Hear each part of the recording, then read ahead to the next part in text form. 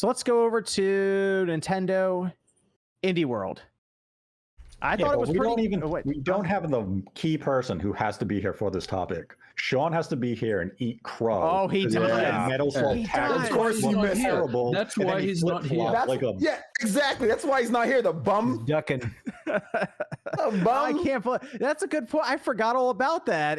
What happened here? Minutes back in June, he's like, "This game looks terrible." Then it comes out at the friggin' indie show, and what's Sean on Twitter? I can't believe I hated this game. This looks fantastic. You flip flopper. All they did was just show another trailer. It was like a 2-minute trailer. We argued the exact same thing. Footage. Like a little bit of new footage. Logo. Hey, it gets him the clicks, man. It gets him the clicks. I wish he was here to walk us through this exactly how this all happened. It showed the same gameplay. It was the same intro. Sean gets all hyped for it because it said bing. All I had was the Switch video at the start there, and that'll do it. Oh man, we debated him for 15 minutes saying why it was good. And he's like, "Nah, this game is shit. This is trash. Why isn't it just a Metal Slug game? Oh, it's at an indie direct, and all of a sudden it's a good game, huh?" SVB said in the chat, "Sean won't eat crow unless you get it on Uber Eats." That's good. Let's go through the Indie World Showcase though, because we'll come up to Metal Slug again. Bomb Rush Cyberpunk. Some Team Reptile. That game. Told you guys that game looked good. Awesome. That's my highlight. It's been on Steam for a little while now. I think we talked about this end of last year. I don't know if we talked about it. I know you guys kept bringing up Jet Set Radio, and I kept pointing out that there was this other game. It was a topic in Newswave at one point. One of the initial points I remember, because I remember going over this game a while back. But it's coming to the Switch, and this is coming out early next year. Yes. So I saw this game and immediately I was like, wow, okay, it looks really good. It's coming to the Switch, and it is certainly it's Jet Set Radio. Like that's what it is. That's all it needs to be. Which is great because a lot of people weren't aware of this game, and now everyone I saw online was talking about it because they showed off like the painting mechanics, the visuals, the movement. They were even grinding around the rails and all of this, the music. I mean, this is, if you've wanted a new Jet Set Radio or Jet Grind Radio, this looks like the game to pick up. So I'm all about this one. They had Eastward. That's from Chucklefish. That's actually coming out September 16th. And I did not look into this game too much, but people seemed really excited for it. It's an RPG. Yeah, it's The Last of Us meets Zelda. Interesting. Okay. It looks cool. Like everyone in the chat when I was watching it was like, this game is really good. Like it's going to be super good. And then I watched some trailers, some more stuff on it, and I was like, oh snap, it actually looks kind of dope. Kind of like Earthbound type of. Yeah. It was announced 2 years ago. And people have been waiting ever since to hear more about it. And I mean, it's coming out September 16th. So it's next month. It's going to be out. So yeah, I'll check that one out. Definitely. Yeah. People were really excited for it. So that was cool to see. And then we had Tome from Something We Made. It's the hand-drawn adventure game where you walk around and take pictures of stuff. The visual style was I guess interesting looking, but I don't know if I'm going to be playing that one. Shovel Knight Pocket Dungeon. Like that one. Yeah, that's coming out this winter, it says. So we don't know if it's this year or beginning of next year, but I was already picking that one up. It still looks really good. Metal Slug Tactics. Okay, so yes. Okay. Yeah. So we were just talking about Sean with this one. He flipped on it, but it's coming out for Nintendo Switch in 2022. There we go. Sean's on board now. And it still looks good. We talked about this last time when they first showed it. It looks good. So awesome. So I'm already saw it. It's Metal Slug, the visual style. They even have like the kind of the anime cutscenes and all this in there. I like that they showed that as you get to the end of the map, it like pops up the next section, so it almost feels like you're just exploring through a tactics game, which is kind of cool. Yep. So I'm on board. I also like how the maps aren't too big. Like they keep it kind of contained. Like they're not like massive like Fire Emblem maps. So I think that was a good call to make it kind of like more bite-sized a bit. Yeah, and I know it's obvious to say this, but the art style is true to the original as well. Yeah. I mean, they could have easily gone a little crazy with the animations and just gone really stupid with that stuff, but they've really respected the original art, and I love it. I almost wonder if like we see a game like Metal Slug, right? And the visuals obviously are more for like the more retro side of things, right? Like they're shooting for a 90s look, for example, with it. I almost feel like if they're thinking, okay, we need to change this up drastically for it to make sense now, and they just do too much with it. Some of these studios. So you're right. I do like that they were like, no, we're shooting for an obvious demographic here with these visuals. We're going to stick with it. And I think that's a good move. I mean, how much is the game? Do we have a price on it at all? I don't believe the price has been given yet. I mean, I assume it's going to be like 20 or 25 or something. Yeah. I just hope there's a physical copy. Physical for 30. Me too. Yeah, physical for $4. I'd pay $40 for a physical. Yeah. Yep, definitely. I'll be grabbing that immediately. So I mean, I guess limited run would do it if they did it. Yeah. Tetris Effect. Yes. That's a good game. That's no more game. Tetris 99. Good.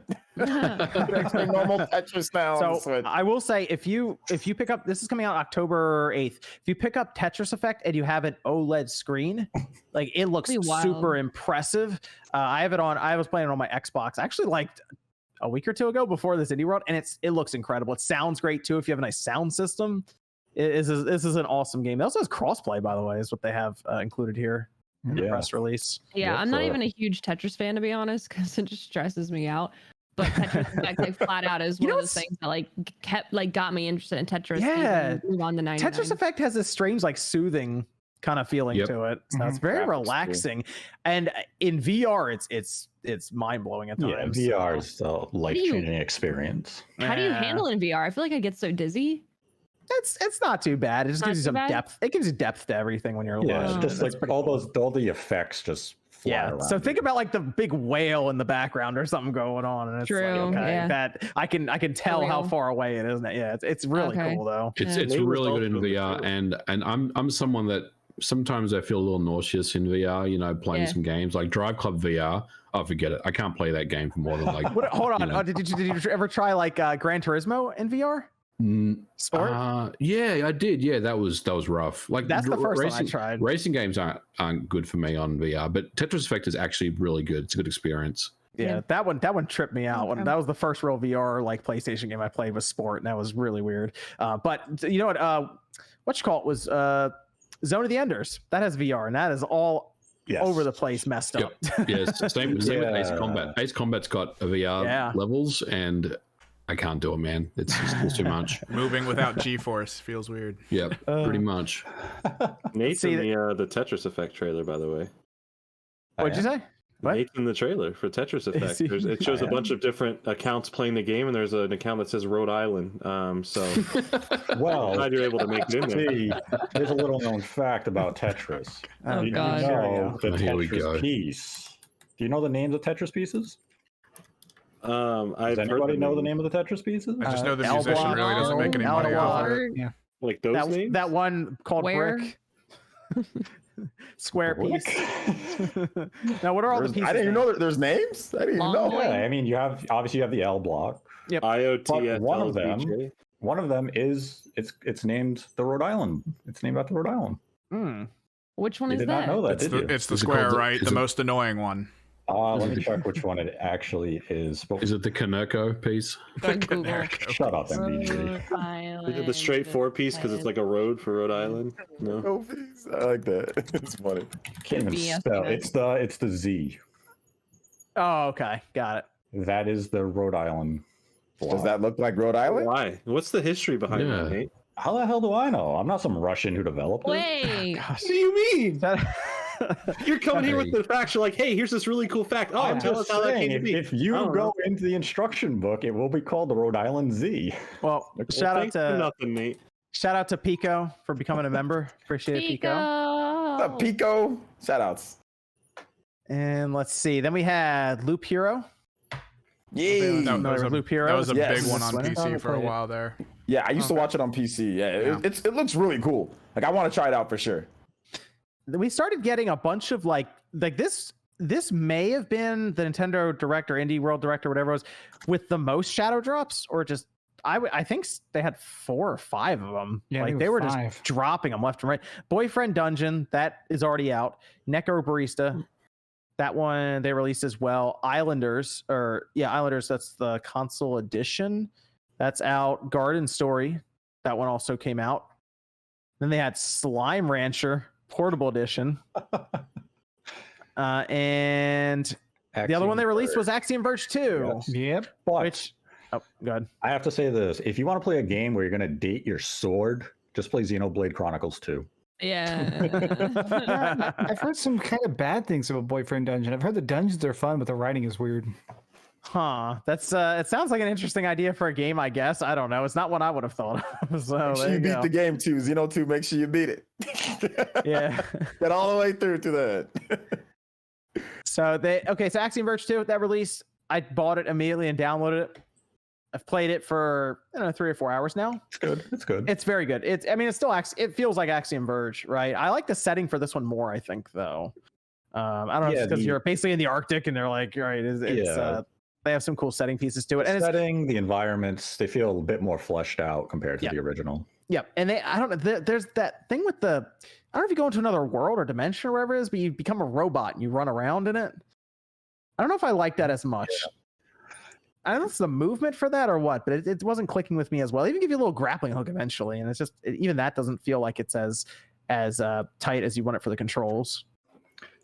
Yeah, it feels like a blend of Metroidvania with like a touch of Zelda, and it's kind of like that Zelda element that's not quite clicking with me perfectly right now. But I mean, the exploration and the core gameplay is still pretty solid, and for the price. Is there have you come across because I was like, there's no fast travel for this part. Like, I don't know. It seemed weird when I was playing through. I'm like, I feel like they would have like looked to add that in like quickly, like early on.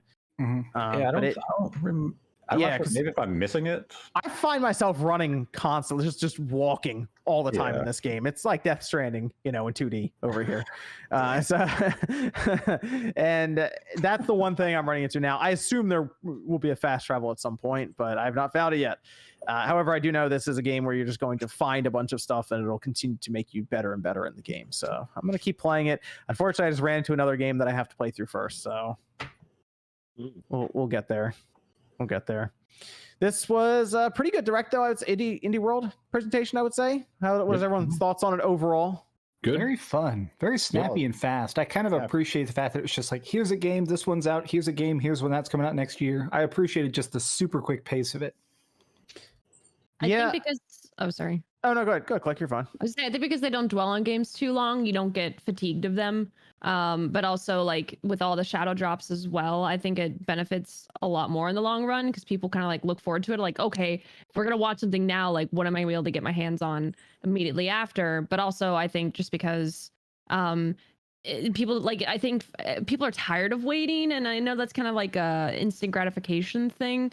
But I feel like more people have better reception when it's like, oh, I guess I'll try it. I have nothing else to do today, and I feel like people tend to like that a little bit more. I don't know. I really do like the shadow drops, though. And I think overall, like, it's crazy to think that we've gone from there not being enough indie support in the previous generation to now we have so many that we're having indie directs to fill in between the time of normal directs that it's like, I don't know. It's just it's crazy how the tables have turned, but...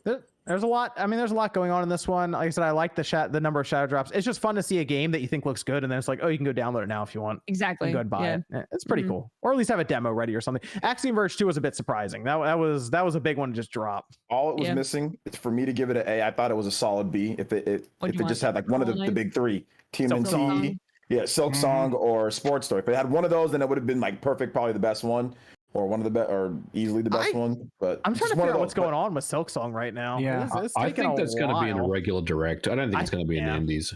That's a good point. Maybe it's been upgraded in Nintendo's mind. It's like, all right, this was like on the front of Edge magazine. People keep talking about it a lot. Maybe we should just get it in there. It was also in Nintendo's their Treehouse.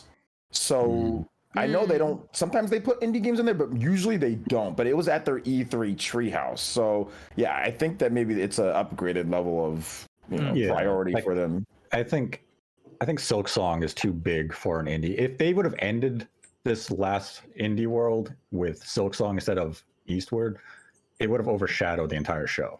Everyone would have been talking about Silk Song. You would have been talking about Axiom Verge 2 and Tetris Effect and Metal Slug. That would have been the focus. So you have to put this next to bigger titles like a general direct, or if Team Cherry really wanted to, with the partnership of Nintendo, they could just drop it in a tweet and it would get a huge reaction.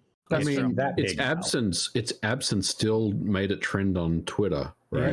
Yeah. So, I mean, either way, people are talking about it. So yeah, it's far too big to be in an indie show at this point. Yeah, I almost wonder if they could open a direct with it and just be like, I mean, they usually open with Smash, but yeah, if it was like at the beginning of the direct, that'd be great. And they dropped it, like, let's say demo plus, like if they did like demo plus the game, like in release date, that would be huge for a direct, you know? Yeah. So maybe that's what they're going to do then. They're going to do that route. I feel like Turtles might just get a release date on Twitter and they'll just roll towards the release this holiday. It's still supposed to be coming out this year. So unless they announce a delay on it, then Sports Story will probably just randomly show up in an indie world at some point. But that's sidebar, and they don't exactly have a lot of people working on that game, just like how Team Cherry doesn't have a lot of people working on Silk Song. So they'll get there when they can. But overall, good indie world. I liked it. It was a solid, like you said, OJ, probably a solid B. So pretty good.